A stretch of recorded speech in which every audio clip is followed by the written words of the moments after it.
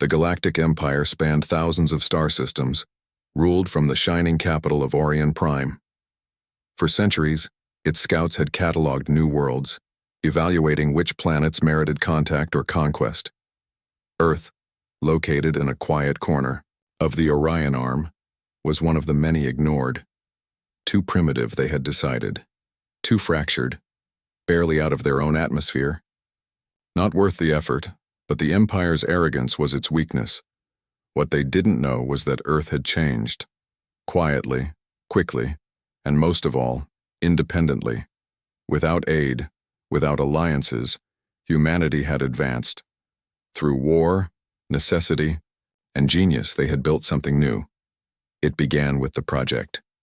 Deep in the ice-covered plains of Antarctica, the world's governments, finally united under the Terran Accord, had poured their resources into a single idea. One ship, unlike any other. A prototype built for defense against any hostile threat from beyond, powered by a singularity core, equipped with a mind built from quantum matrices and armed with weapons never before tested. They called it Sentinel-1, and when the Empire returned, Sentinel-1 awakened. The first Imperial warships arrived without warning. They slipped into orbit with contemptuous ease, shimmering like knives in the sun.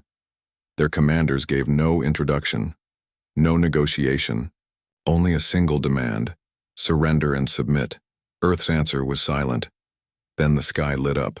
Commander Halric stood on the bridge of the Imperial dreadnought Vengeance, frowning at the readings. "There's a signal," said his sensor officer. "Coming from the surface." "Translate," Halric barked. The message came through. "We are not what you remember. Leave now." Halric laughed. "Primitive courage. Fire on their cities." But as the order was given, something tore through the atmosphere. It moved faster than any of their tracking systems could register. A streak of white light, a thunderclap that echoed even in the vacuum of space. Then the forward section of the Vengeance exploded. Panic swept across the Imperial fleet. "It's a ship!" shouted the helmsman. "One ship!" Halric stared as Sentinel-1 emerged from Earth's orbit, sleek, silver, glowing with energy pulses that didn't match any known spectrum. It drifted in silence, daring them to respond. "Destroy it," Halric screamed. The battle was short, brutal, one-sided. The Empire's fleet, over 30 capital ships strong, unleashed everything they had: plasma lances, ion torpedoes, gravity beams.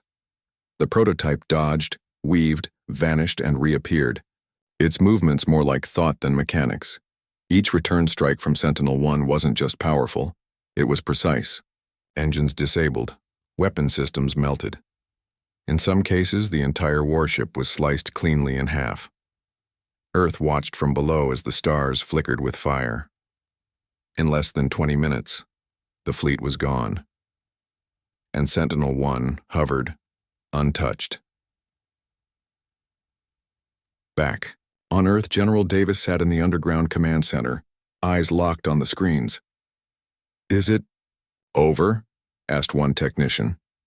Davis exhaled. "For now, let's bring her home." But Sentinel-1 did not return. The ship transmitted a single message: "I was built to defend. I will now ensure peace." Then it jumped, across space, into hyperspeed, vanishing from all detection. News of the defeat spread across the Empire like wildfire. This unknown ship, from a world they had dismissed, had destroyed a fleet. Rebellion sparked on fringe worlds. Whispered rumors grew louder. The humans have a weapon. The humans are rising. Imperial command convened. Debates raged. Should they retaliate, mobilize the core fleets, or attempt to understand what they had missed? They sent probes, spies, quiet envoys. None returned, because Sentinel-1 was no longer defending just Earth. It was watching the galaxy. 6 months later, on the edge of Imperial space, a slave colony revolted. The Empire dispatched another fleet. They never made it. A recording was all that was found, broadcast on all channels. Sentinel-1 standing silent amid drifting wreckage. Its voice came next. No more tyranny. No more empires built on blood. You had your chance. One by one, systems began to declare independence, and where the Empire tried to strike back, the prototype ship would appear. Unstoppable, unanswerable. They had ignored Earth. Now, Earth's creation was unmaking them. In time, the Empire crumbled, not just from Sentinel-1's attacks, but from the collapse of fear. Worlds-long silence spoke up. Armies refused to fire. The illusion of control shattered. No one had ever stood against the Empire and won, until Earth. And they had done it not with an armada, not with a galactic council, but with one ship. One idea. Freedom was worth fighting for. Years passed. The stars grew quieter. The Empire was no more. In its place, a loose assembly of independent systems began to form. Peace, while fragile, held, and in the depths of space, Sentinel-1 drifted, watching, waiting, protecting. The galaxy had changed, all because the Galactic Empire had ignored Earth, and Earth had built a reminder that no one would forget.